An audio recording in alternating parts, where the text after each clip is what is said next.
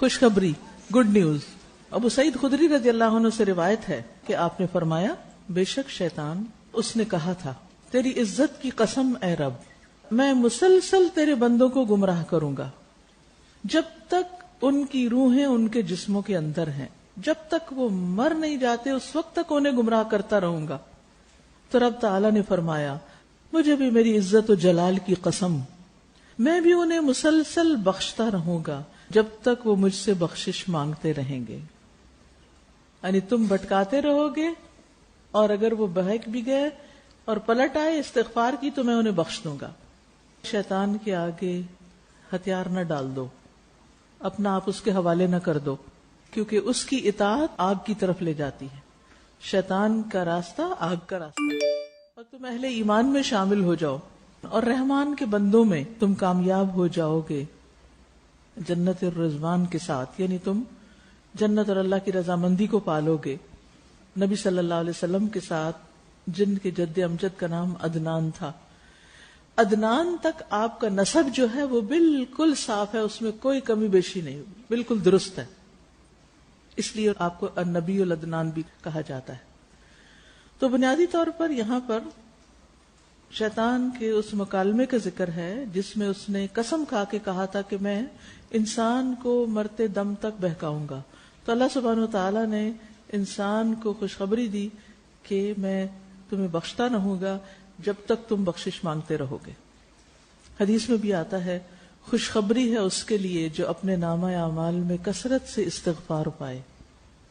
انسان کمزور ہے، شیطان کی باتوں میں آ جاتا ہے، لیکن جب احساس ہو جائے تو فوراً پلٹے اپنے رب کی طرف اور رب کی نافرمانی کو چھوڑ دے اور اس کی رضا کے کام کرے، تو اللہ سبحانہ وتعالیٰ اس کی پچھلی غلطیاں، خطائیں، گناہ معاف کر دے گا۔ شیطان کی ویکنس، کمزوری، بہت سے لوگ سمجھتے ہیں کہ اس کے اندر یا ان کے اندر شیطان کا مقابلہ کرنے کی قدرت یا طاقت نہیں۔ یعنی بعض لوگ سمجھتے ہیں کہ ہم شیطان کا مقابلہ نہیں کر سکتے، شیطان تو بڑا ہی طاقتور ہے، اور اگر کبھی ان کا آمنا سامنا ہوا، مقابلہ ہوا اس کے اور شیطان کے درمیان، تو غلبہ حاصل ہوگا شیطان کے لیے، یعنی شیطان سے میں جیت نہیں سکتی۔ بعض لوگ یہ سمجھتے ہیں اس کی قوت اور غلبے کی وجہ سے اور اس کی قدرت کی وجہ سے بہکانے اور برائیوں کو خوشنما بنانے کی، یعنی بہکانے کے لیے برائیوں کو خوشنما بنا کر دکھانے کی جو اس کو قوت دے دی گئی ہے یا اس کو اس کا اختیار دے دیا گیا ہے، اس بنا پر انسان سمجھتا ہے کہ میں نہیں بچ سکتا، اور یہ ایک حقیقت ہے کہ انسان کا یہ خیال غلط ہے۔ اور حقیقت یہ ہے کہ شیطان، اس کے پاس کوئی زور نہیں رحمان کے بندوں پر، رحمان کے بندوں پر شیطان کا کوئی زور بس نہیں چلتا۔ تو جب بندہ کتاب و سنت کو مضبوطی سے پکڑ لیتا ہے اور نبی صلی اللہ علیہ وسلم کی سنت سے ہدایت پاتا ہے اور اللہ سے ڈرتا ہے جتنی اس میں ہمت استطاعت ہے، شیطان اس پہ قابو پا ہی نہیں سکتا اور اس کو گمراہ بھی نہیں کر سکتا، اس کے اندر استطاعت ہی نہیں، قدرت ہی نہیں۔ جیسے کہ اللہ تعالیٰ کا فرمان ہے، بے شک میرے بندے، ان پر تیرا کوئی زور نہیں چلے گا، اور تیرا رب کافی ہے، کارساز یا کام بنانے والا، یعنی تیرا رب مدد کرنے کے لیے کافی ہے۔ میرے بندوں پر تیرا زور نہیں، مگر جو بہکے ہوئے لوگ تیری پیروی کریں انہی پر تو کنٹرول کر سکتا ہے، اس کے علاوہ خالص مومن پر نہیں۔ اللہ تعالیٰ کا فرمان ہے، اور اس کے پاس ان کے خلاف کوئی زور نہ تھا، مگر یہ کہ ہم جان لیں کہ کون آخرت پر ایمان رکھتا ہے اس کے مقابلے میں جو اس کے اندر شک رکھتا ہے۔ تو ان آیات سے کیا بات سمجھ میں آتی ہے کہ شیطان کے پاس کوئی طاقت، ایبسولوٹ پاور کچھ نہیں، یا ہر ایک کے مقابلے میں وہ قوت نہیں رکھتا۔ وہ کس کے مقابلے میں قوت رکھتا ہے؟ جو بہکے ہوئے ہیں، وہ اس کے کنٹرول میں ہیں۔ مومن اس کے کنٹرول میں نہیں ہوتا، نہ آ سکتا ہے۔ تو جس کا ایمان مضبوط، حضرت عمر سے شیطان بھاگتا تھا، ڈرتا تھا۔ کیوں ڈرتا تھا؟ ان کے ایمان کی قوت کی وجہ سے وہ ان سے ڈرتا تھا۔ تو اب یہ ہے کہ یا تو آپ شیطان سے ڈریں یا پھر شیطان آپ سے ڈرے، تو بہتر راستہ کون سا ہے؟ شیطان آپ سے ڈرے، اس کے لیے کون سا ہتھیار چاہیے؟ یہ ہتھیار کے ساتھ ڈرتے ہیں کون سا؟ ایمان کا، توکل، تقوی، اللہ کی اطاعت، سب سے بڑھ کر تو اخلاص. جو مخلص ہوتے ہیں ان پہ شیطان کنٹرول نہیں کر سکتا. جب ہماری نیتوں میں کچھ خرابی آتی ہے، کوئی کوتاہی آتی ہے، کوئی کمی بیشی آتی ہے، تو شیطان کو موقع مل جاتا ہے پھر خوب وسوسے ڈالنے کا. پھر وہ نیکی کے کاموں کو ہمارے لیے مشکل بنا دیتا ہے اور غلط کاموں کو، غلط باتوں کو ہمارے لیے خوبصورت بنا دیتا ہے. تو ہمارے رویوں میں ایک دم تبدیلی آ جاتی ہے. ہم وہ نہیں ہوتے جو تھے جب ہمارے اندر ایمان تھا، اور اس فرق کو ہم خود بھی محسوس کر رہے ہوتے ہیں. شیطان خود بھی جانتا ہے اس کے پاس کوئی قدرت طاقت نہیں اللہ کے مومن بندوں کو گمراہ کرنے کی، طاقت نہیں ہے. شیطان خود بھی جانتا ہے اس کے پاس کوئی قدرت طاقت نہیں اللہ کے مومن بندوں کو گمراہ کرنے کی، طاقت نہیں ہے. اسی لیے اس نے ان کو ایگزمپٹ کر دیا، مستثنا کر دیا ان لوگوں سے. اس نے مقرر کیا یا اس نے اقرار کیا کہ وہ ان کو بہکائے گا. یعنی جن جن کو وہ بہکانا چاہتا ہے ان میں سے اللہ کے مومن بندوں کو ایکسکلوڈ کر دیا کہ ان کو تو میں نہیں بہکا سکتا، ان پہ میرا کوئی بس زور نہیں. فقالت، اس نے کہا، کہنے لگا، ہے میرے رب، بوجہ اس کے جو تو نے مجھے گمراہ کیا، یعنی سجدے کا کہہ کے، میں ان کے لیے زمین میں خوب زینت پیدا کروں گا، یعنی برائی کو اٹریکٹیو بناؤں گا، اور ان سب کو میں بہکا دوں گا سوائے تیرے ان بندوں کے، ان میں سے جو مخلص ہیں، چنے ہوئے، خالص ہیں. اور عنقریب وہ قیامت کے دن اس بات کی وضاحت کرے گا، تصریح کرے گا، یعنی اس بات کو سامنے لائے گا، یعنی اپنے فالوورز کو قیامت کے دن صراحتاً بتائے گا. کیا کہے گا؟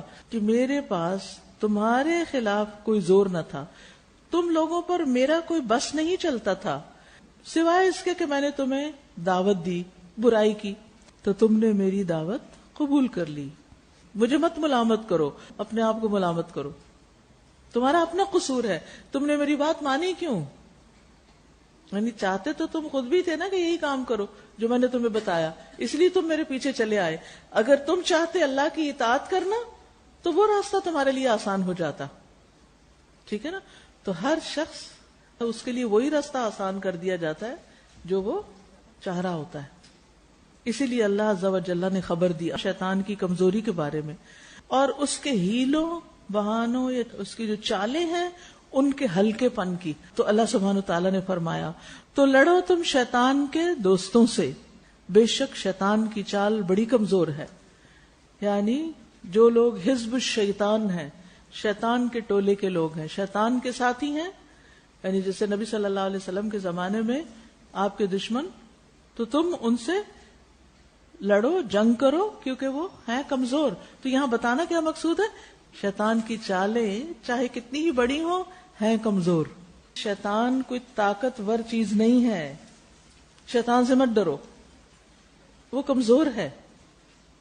لیکن کس کے مقابلے میں طاقتور اور کس کے مقابلے میں کمزور، یہ فرق جاننے کی ضرورت ہے. السلسلہ صحیحہ میں ایک حدیث ہے، رسول اللہ صلی اللہ علیہ وسلم نے فرمایا، بے شک مومن اپنے شیطانوں کو اس طرح تھکا دیتا ہے جس طرح تم میں سے کوئی شخص اپنے سفر میں اپنے اونٹ کو تھکا دیتا ہے. کیونکہ اونٹ کب تھکتا ہے؟ جب اس پہ سواری کی جائے، بوجھ لادا جائے اور اس سے لمبا فاصلہ طے کروایا جائے. اسی طرح انسان شیطان کو اپنے قابو میں رکھتا ہے اور اس کی بات نہ مان کر تھکا دیتا ہے. اس کو کیسے تھکتا ہے؟ کیونکہ وہ ادھر سے آتا ہے، اس کا بس نہیں چلتا، اب وہ دوسری طرف سے گھوم کے آتا ہے، بائیں طرف سے آتا ہے، بس نہیں چلا، سامنے سے آیا، بس نہیں، پیچھے سے آیا، بات نہیں بنی، کہیں سے کوئی راستہ ہی نہیں ملا اس کو. اب وہ چاروں طرف گھوم رہا ہے، کہاں سے جاؤں، کیا کروں، سر پکڑا ہوا ہے، یہ چال چلتا ہوں، کوئی چال ہی کامیاب نہیں ہو رہی، قابو میں ہی نہیں آ رہا. یہ جیسے آپ کسی چیز کے پیچھے بھاگ رہے ہوتے اور وہ چیز آپ کو پکڑائی نہ دے تو آپ کا حال کیا ہو جاتا ہے. تو شیطان کا بھی ایسی سانس پھولنے لگتا ہے کہ جب ہم اس کو پکڑائی نہیں دیتے، جب وہ ساری زور آزمائی کر بیٹھتا ہے، جب ہم اپنا غصہ کنٹرول کر جاتے ہیں، جب ہم اپنی زبان کو قابو میں رکھتے ہیں، جب ہم اپنے ٹیمپرامنٹ کو، اپنے معاملوں کو، جن چیزوں کو ہم نے کرنا ہوتا ہے اور وہ چاہتا ہے ہم نہ کریں اور ہم بھی کمزور پڑنے لگتے ہیں، تھکنے لگتے ہیں، پھر ہم اسٹرانگ ہو جاتے ہیں اور کر ڈالتے ہیں. مثلا صدقہ کرتے ہیں یا نوافل پڑھنا ہوتا ہے یا اور کوئی بھی اچھا کام جو بھی کرنا ہے، کسی کی مدد کرنا ہے، کسی کی خدمت. بعض اوقات ایسا تھا کہ صرف کسی کی ویسے ہی جسمانی طور پر کوئی مدد کرنی ہوتی ہے، نہیں کہ اس کو ہاتھ دے کے اٹھانا ہے، کوئی کام کرنا، کسی نے پانی مانگا اس کو دینا ہے، کسی کا بوجھ اٹھانا ہے، کسی کا کوئی اور کام کرنا ہے، کسی نے آپ سے فرمائش کر دی چلو میرے ساتھ فلاں جگہ میرا کام کرو. وہ وقت بڑے بھاری ہوتے ہیں، بعض اوقات آپ کے اپنے بڑے کام ہوتے ہیں، لیکن آپ پھر اپنے اوپر جبر کر کے کنٹرول کر کے کر دیتے، کرنے کے بعد اس کو مینشن بھی نہیں کرتے، تو شیطان تھک جاتا ہے. کیونکہ پہلے تو وہ چاہتا ہے کہ آپ کریں نہ، وہ رکاوٹیں ڈالتا ہے. جب آپ نہیں سنتے اس کی اور کر ڈالتے ہیں تو پھر وہ کہتا ہے دیکھو اب احسان جتاؤ، مینشن کرو، بتاؤ میں نے یہ کیا ہے، پتا تو چلے ان کو. تو آپ کہتے نہیں مجھے نہیں بتانا، میں نے اللہ کے لیے کیا ہے، مجھے کیا ضرورت ہے میں کسی پہ احسان جتاؤں. پھر وہ کہتے ہیں یہ تو بالکل قابو نہیں آ رہا یہ شخص، اب کیا کروں. تو جب تک آپ اپنی نیکی کو چھپا لیتے ہیں، آپ تکلیف اٹھا کے ظاہر نہیں کرتے، شیطان تھک جاتا ہے. لیکن جو ہی آپ یا تو نیکی سے دل ہار کے پیچھے ہٹ جاتے ہیں یا کوئی نیکی چھوڑ بیٹھتے ہیں، یعنی آپ جتنا پیچھے جاتے ہیں نا وہ اتنا آپ پہ چڑھائی کرتا چلا جاتا ہے. اور اگر آپ اس کو پیچھے رکھیں تو پھر وہ تھکتا ہے. آپ طاقتور ہیں، وہ کمزور ہے. جو ذرائع آپ کے پاس ہیں اس کے پاس نہیں ہے، جو ریسورسز آپ کے پاس ہیں اس کے پاس نہیں ہے. وہ صرف محنت کرتا ہے، ہم محنت نہیں کرتے. ہم کسی اچھے کام کے لیے محنت نہیں کرتے، مستقل مزاجی سے کام نہیں کرتے. ایک کام کیا بور ہو گئے وہ چھوڑ دیے. کبھی اچھے کام کا آغاز کیا پھر کہا کو کوئی فائدہ نہیں ہے، کیا ہونے والا ہے، کچھ نہیں، چھوڑو اس کو، کچھ اور کرتے، کچھ اور شروع کر دیتے. پھر وہ نہیں ہوتا پھر کچھ اور شروع کر دیتے، پھر کبھی اور کچھ. کہیں زندگی میں ٹک کر ہی بیٹھتے اور نہ ہی کوئی اچیومنٹ ہوتی ہے پھر زندگی میں. تو اب یہ آپ کے اوپر ہے کہ آپ کمزور ہوتے ہیں یا شیطان کو کمزور کرتے ہیں. مقابلہ سخت ہے. اور وہ کون سی چیزیں ہیں کہ جس سے شیطان کو تکایا جا سکتا ہے؟ وہ ہے اللہ کا ذکر، اللہ کا نام، اللہ کی خاطر کام، چھوٹی چھوٹی چیزوں پر اللہ کا نام لینا، چھوٹے چھوٹے کاموں میں اللہ کو یاد رکھنا. نبی صلی اللہ علیہ وسلم نے فرمایا، لمبی حدیث ہے جس کا ایک حصہ ہے، اور دروازوں کو بند کر لیا کرو نہیں رات کو سونے سے پہلے، اور اس پر اللہ کا نام لیا کرو نہیں، بسم اللہ کہہ کے دروازہ بند کیا کرو، کیونکہ شیطان ایسے بند دروازوں کو نہیں کھولتا جس پر اللہ کا نام لیا گیا ہو. یعنی جب آپ بسم اللہ پڑھ لیں گے تو وہ لاک لگ جائے گا اس کے لیے. اب وہ کھٹکا رہا ہے، کھول رہے کی کوشش کر رہا ہے، نہیں کھل رہا کیونکہ آپ نے بسم اللہ پڑھی ہوئی ہے اس پر. جابر رضی اللہ عنہ سے روایت ہے، رسول اللہ صلی اللہ علیہ وسلم نے فرمایا، تم لوگ اپنے برتنوں کو ڈھانک دیا کرو اور مشکیزوں کے منہ بند کر دیا کرو، یعنی اس کو بھی بند کر دیا، اور دروازہ بند کر لیا کرو اور چراغ بجھا دیا کرو. رات سونے سے پہلے یہ سارے کام کرنے ہیں. کون کون سے؟ نمبر 1 برتن ڈھانکنے ہیں، نمبر 2 مشکیزیں یعنی بڑی بوٹلز ہیں یا گھڑے ہیں یا جو بھی چیزیں ہیں ایسی، ان کا بھی منہ بند کرنا ہے، کھلا نہیں چھوڑنا، اور دروازہ بند کرنا ہے، لائٹ آف کرنی ہے. فرمایا کیونکہ شیطان بند مشکیزیں نہیں کھول سکتا، دروازے بھی نہیں کھول سکتا، ڈھکے ہوئے برتن کا ڈھکن بھی نہیں اتار سکتا، اور اگر تم میں سے کسی کو ڈھکنے کے لیے کچھ نہ ملے تو برتن کے عرض پر یعنی چوڑائی کے رخ ایک لکڑی ہی رکھ دو. یعنی مثال کے طور پر جیسے یہ برتن ہے تو کوئی چیز نہیں تو آپ کیا کریں، ایک چمچ اٹھا کے یا کوئی لکڑی چاپ سٹک وغیرہ یا کوئی بھی چیز اس کو اس کھلے برتن کے اوپر آڑا رکھ دیا کریں. یعنی کچھ نہ کچھ رکاوٹ ضرور ہونی چاہیے. ایسے کھلے برتن رات کو مت چھوڑے، اور اس پر اللہ کا نام لے لے تو اس کو ایسا ہی کرنا چاہیے، یعنی کہ ان ساری چیزوں کو بند کرتے بسم اللہ پڑھتے چلے جائیں. ایک اور حدیث سے پتہ چلتا ہے کہ سال کی راتوں میں سے ایک رات ایسی ہوتی ہے کہ جس میں آسمان سے بیماریاں اترتی ہیں، وبائیں اترتی ہیں. تو جو برتن کھلے پڑے ہوتے ہیں ان میں ان کے اثرات آ جاتے ہیں. پھر انسان صبح اٹھتا ہے اور بغیر کھنگالے دھوئے بغیر کچھ کیے اٹھائے اور کھلے برتن وہیں سے پانی پینا شروع کر دیا. پہلے زمانے میں لوگ گھڑوں میں پانی رکھتے تھے نا، اس کا ڈھکن نہیں ہے اس پر، یہ بھی نہیں پتا کہ کوئی اس میں ایسی چیز چلی جائے جو انسان کے لیے نقصان دہ ہو. تو بہرحال اس سے کئی قسم کی بیماریاں پھیلتی ہیں، لیکن بہت سے لوگ اس میں احتیاط نہیں کرتے. بعض اوقات آپ تھک جاتے ہیں اور آپ ایک ایک برتن نہیں کر سکتے تو آپ کیا کریں، کوئی ایسا کپڑا یا ایسی کوئی چیز لے لیں اور وہ سارے برتنوں پہ اکٹھی ڈال دیں. صبح اٹھ کے آپ دھونا چاہیں، کچھ بھی سنبھالنا چاہیں. کبھی ہوتا ہے نا مہمان ہوتے ہیں رات دھلا کے آپ رکھ دیتے ہیں سب، لیکن کھلے پڑے ہوئے ہوتے ہیں، یا تو ان کو الٹا کر کے رکھیں جیسے گلاسز ہیں، کپس ہیں، پلیٹس ہیں، الٹا رکھے ان کو، یا پھر یہ کہ ان کے اوپر کوئی چیز رکھے، کھلا نہ چھوڑے. پھر شیطان کو کچھ بھی ان میں سے کھانے، استعمال کرنے یا ان کے اندر کوئی خرابی کرنے کا موقع نہیں ملتا.